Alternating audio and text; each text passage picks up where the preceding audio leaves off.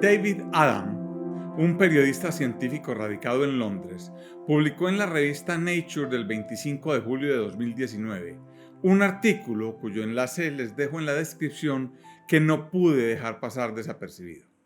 Se trata de la historia del Dr. John Carlyle, un anestesiólogo de poco más de 50 años que trabaja en Torquay, como se pronunciarían los ingleses, o Torquay, como dirían los americanos. Da igual cómo se pronuncie el nombre. En cualquier caso, se trata de un pueblito de 62.000 habitantes, en su mayoría jubilados, medio perdido en la costa sur de Inglaterra. Se me ocurren pocas escenas más anodinas que esta como para que pasen cosas importantes en la ciencia. Sin embargo, la conmoción que ha creado este colega es fenomenal, no tanto por su actividad clínica como por su pasatiempo. El Dr. Carlyle se describe como interesado en la medicina basada en la evidencia y en la detección de datos inventados, así de sencillo. Pues bien, es en el hobby del anestesiólogo donde está el quid del asunto. Yo correteo pajaritos para fotografiarlos, nada del otro mundo. Sin embargo, el Dr. Carlyle dedica su tiempo libre a detectar datos inventados que terminan publicados en las principales revistas médicas del mundo y lo hace con perseverancia y paciencia anglosajona, características que suelen arrojar buenos resultados.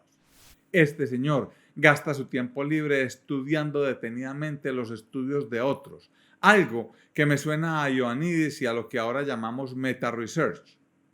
Carlyle dice que lo hace guiado por la curiosidad y no con un ánimo policivo ni porque quiera liderar una cruzada contra el crimen o el fraude en investigación. Debería.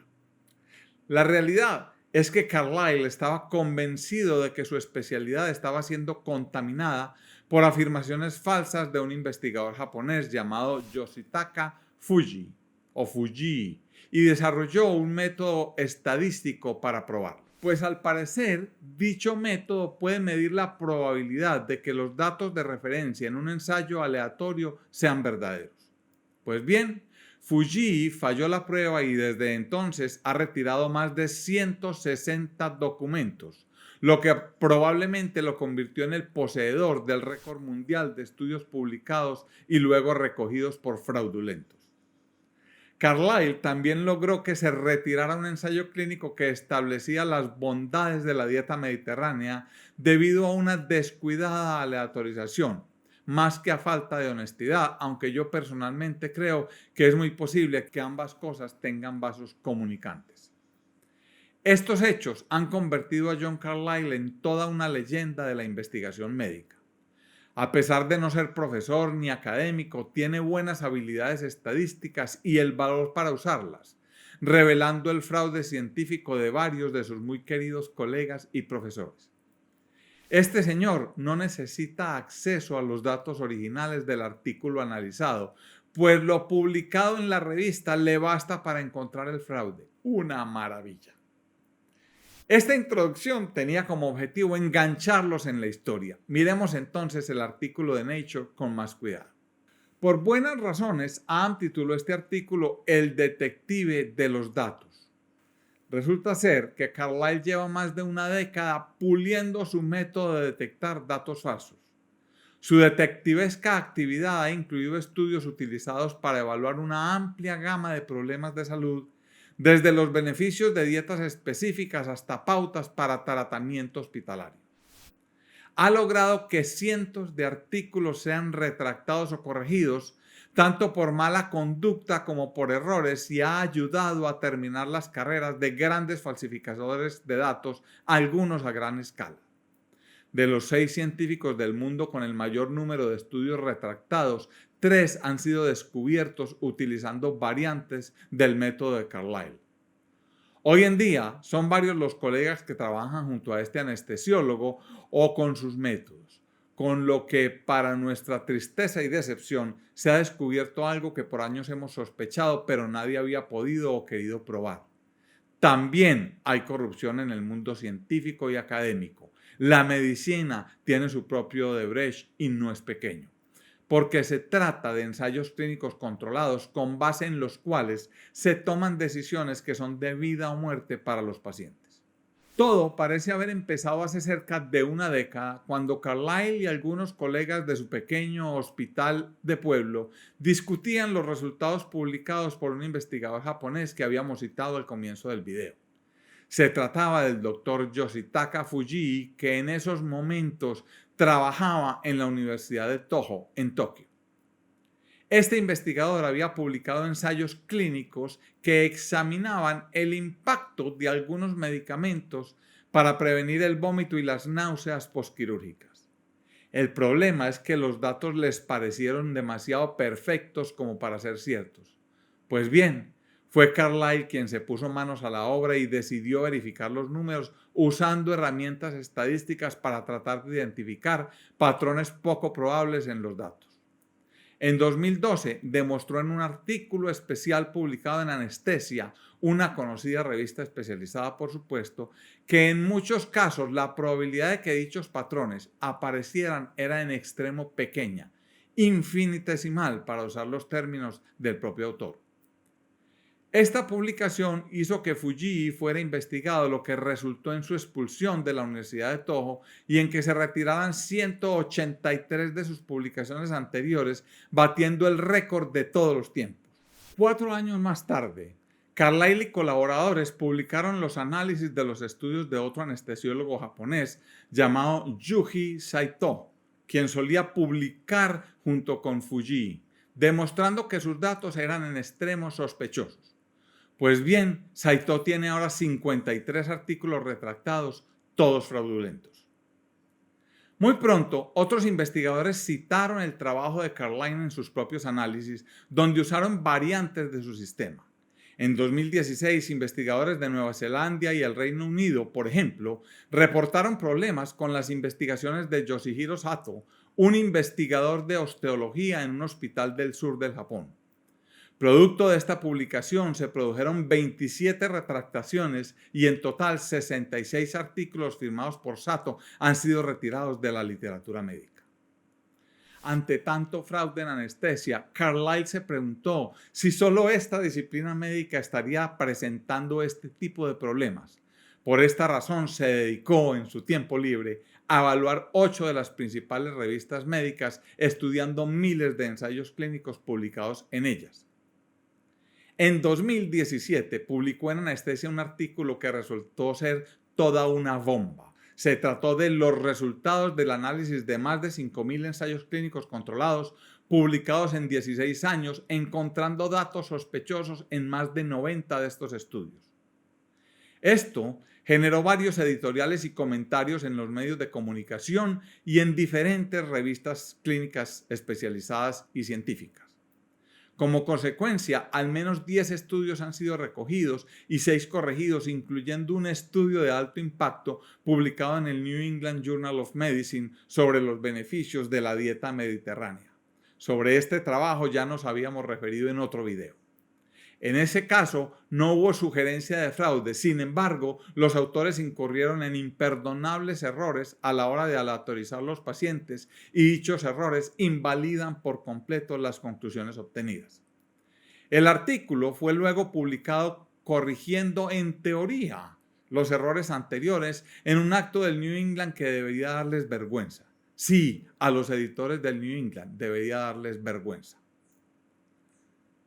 Pero Carlyle no se detiene, sigue con su hobby. Este año, trabajando con otros investigadores internacionales, ha advertido sobre docenas de estudios sobre anestesia publicados por un cirujano italiano llamado Mario Schietroma de la Universidad de L'Aquila en el centro de Italia. Carlyle dice que estos estudios no son confiables como para pensar en implementar sus resultados en la práctica clínica. Este desafío a las afirmaciones de Schietroma han tenido mucho impacto en hospitales de todo el planeta. La Organización Mundial de la Salud citó el trabajo de Schietroma cuando en 2016 hizo una recomendación según la cual los anestesiólogos deberían incrementar de rutina la cantidad de oxígeno que les administran a sus pacientes durante y después de cirugía, con el fin de reducir las infecciones. Esto desató toda una controversia porque los anestesiólogos saben que demasiado oxígeno puede derivar en complicaciones. Los 5 artículos sobre los que Miles y Carlyle prendieron las alarmas fueron retirados. Para que no se confundan, les cuento que Paul Miles trabaja en Australia y fue el primer autor del trabajo que acabo de mencionar en unión con Carlyle. Schietroma argumentó que sus cálculos fueron hechos por un estadístico independiente, que su trabajo fue revisado por pares y que ellos seleccionaron a propósito pacientes muy parecidos, razón por la cual los datos encajaban de forma tan perfecta. También dijo que los datos crudos de sus estudios se le habían perdido durante un terremoto que sucedió en 2009. Les aseguro que ni Colorado se puso, como cualquier ministro colombiano que dice una mentira que no se la cree ni él mismo. La universidad ha dicho que está estudiando el tema, pero la cosa no parece por ahora haber pasado de allí. Pero, ¿cómo hace Carlyle para detectar los estudios hechos con datos falsos? Pues bien, la esencia de su método es realmente simple. Se basa en que, según el autor, los datos de la vida real presentan unos patrones que a los datos falsos les queda muy difícil replicar. Lo que este anestesiólogo hace es mirar la tabla 1 de los estudios, la que describe las características basales de las poblaciones estudiadas, incluyendo peso, talla y características fisiológicas relevantes para el estudio. En un ensayo clínico controlado genuino, los voluntarios se distribuyen al azar al grupo control o a uno o varios grupos de tratamiento. Como resultado de esto, la media y la desviación estándar de cada característica deberían ser similares, pero no idénticas. Eso sería sospechosamente perfecto. Lo primero que Carlyle hace entonces es que obtiene un valor de P para cada pareja de datos. Esta es una medida estadística de qué tan probable resulta que los datos de base obtenidos en realidad correspondan a una asignación al azar. Luego agrupa todos esos valores de P para tener una idea de qué tan aleatorio fue, en general, la distribución de los pacientes. Un resultado combinado de los valores de P que resulte demasiado alto sugiere que los datos son sospechosamente bien balanceados. Si el valor combinado de dichas pruebas de P resulta demasiado bajo, eso denota que la aleatorización no salió bien. Mejor dicho, ni tan cerca que queme al santo, ni tan lejos que no lo alumbre. A lo mejor más adelante hacemos un video explicando más en detalle el sistema de Carlyle. Podría resultar interesante, ustedes me dirán en los comentarios. El método, por supuesto, está lejos de ser infalible. Las pruebas estadísticas exigen que las variables en la tabla 1 sean realmente independientes, cuando en el mundo real no lo son tanto. Por ejemplo, el peso y la talla están de alguna manera ligados. Esto en la práctica significa que algunas publicaciones marcadas como sospechosas pueden ser correctas. Por esta razón, Carlyle ha recibido críticas de muchos estadísticos del mundo. Este argumento es comprensible incluso para un pobre cardiólogo que solo lleva leyendo de estas cosas 30 y pico de años, desde que Albert Einstein estaba vivo y ayudando a definir lo que hoy conocemos como epidemiología clínica. Lo que Carlyle argumenta es que su método es solo un buen primer paso que permite identificar estudios a los que se les debería mirar en detalle, solicitando, por ejemplo, los datos individuales de cada paciente, es decir, la base de datos cruda que tanto hemos argumentado que debería estar públicamente disponible. Por esta sola razón, su trabajo merece ser destacado y aplaudido. Debo agregar que hay que ser muy cuidadosos con esto porque no es lo mismo un error en una investigación que el dolo en el manejo de los datos. Es decir, no es lo mismo equivocarse que falsificar datos. Por esta razón, Carlyle dice ser muy cuidadoso y no sugerir ninguna causa específica para los problemas que encuentra. Simplemente dice que la tabla 1 es sospechosa y que el estudio debería ser verificado con cuidado. De otro lado, no todo el mundo está de acuerdo con tanta precaución. Hay cada vez más investigadores acusando colegas de cometer fraude y advirtiendo que van a ser descubiertos. Muchos otros dicen que todas las revistas que se precien de ser serias deberían implementar el método de Carlyle o alguno parecido a la hora de evaluar todos los ensayos clínicos controlados que piensan publicar. El asunto es realmente complejo porque es muy cierto que puede haber falsos positivos. Es decir, se podría poner un manto de duda sobre estudios bien llevados a cabo. lo cual sería no solo injusto con los autores, sino también perjudicial para la ciencia. Es mi opinión personal que Carlyle ha ayudado a identificar investigadores que cometen fraude e inventan sus datos. Esto solo valida su trabajo y es de la mayor importancia porque pone de manifiesto la existencia del problema y la necesidad de mejorar la forma como hacemos y consumimos investigación. Volvemos a Stanford y a Ioannidis, que están trabajando intensamente en ese campo. Resulta que, probablemente como consecuencia del trabajo de este notable anestesiólogo de pueblo, hoy en día hay más gente pensando y desarrollando métodos para verificar los datos publicados. Michelle Nuiten, por ejemplo, que estudia métodos analíticos en la Universidad de Tilburg en Holanda, ha desarrollado un método que ella llama corrector ortográfico de estadísticas, que puede escanear artículos publicados en revistas para revisar si los métodos estadísticos descritos son internamente consistentes. Este método se llama StatCheck y verifica, por ejemplo, que los datos reportados en los resultados concuerden con los valores de P calculados. Este sistema ha servido para detectar errores usualmente tipográficos que habían sido aceptados por décadas. Hay otro método llamado GRIM, desarrollado en Holanda y en Boston, que recalcula las medias como otra forma de identificar datos sospechosos. En cualquier caso, ninguno de los métodos hasta ahora presentados logran lo que Carlyle, que puede evaluar ensayos clínicos controlados. Nature consultó a Ioannidis, quien opina que estos métodos son maravillosos e ingeniosos. Sin embargo, advierte que hay que tener mucho cuidado a la hora de aceptar sus conclusiones a la ligera, porque no es lo mismo hablar de fraude que de un error tipográfico. De todos modos, Carlyle y sus colegas insisten en que su método solo prende alarmas e indica que algo debe ser mirado con más cuidado. No pretenden que por defecto se asocie el chequeo estadístico con la palabra fraude. El verdadero valor de esto, insiste Ioannidis, es que se podrán verificar los artículos en busca de datos problemáticos antes de que estos sean publicados, para así evitar que el fraude o los errores lleguen a la literatura médica de consumo masivo. Al menos 2 revistas han llevado las cosas un paso más adelante y están usando verificaciones estadísticas en todos los artículos que van a publicar. Se trata de Anestesia, por supuesto la revista donde es editor Carlyle, y del New England Journal of Medicine, quienes argumentan que pretenden prevenir el raro pero serio impacto negativo que un fraude o un error pueden tener. Según sus editores, vale la pena el esfuerzo.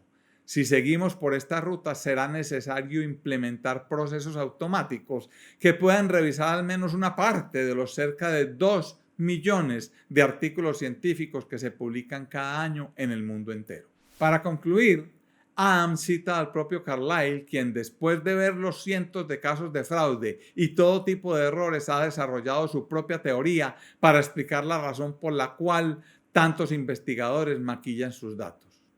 Según Carlyle, ellos creen que en su estudio el azar se atravesó en el camino de la verdad, pues ellos conocen la forma como funciona el universo, de modo que cambian los resultados de sus estudios para que se ajusten a lo que en verdad deberían ser. Como Carlyle ha demostrado, se requiere con urgencia un sistema de verificación bien validado que pueda detectar a los investigadores que hacen trampa. No se olviden de darle like si les gustó el video, de suscribirse si aún no lo han hecho y de activar la campanita para que no se pierdan mi próximo video.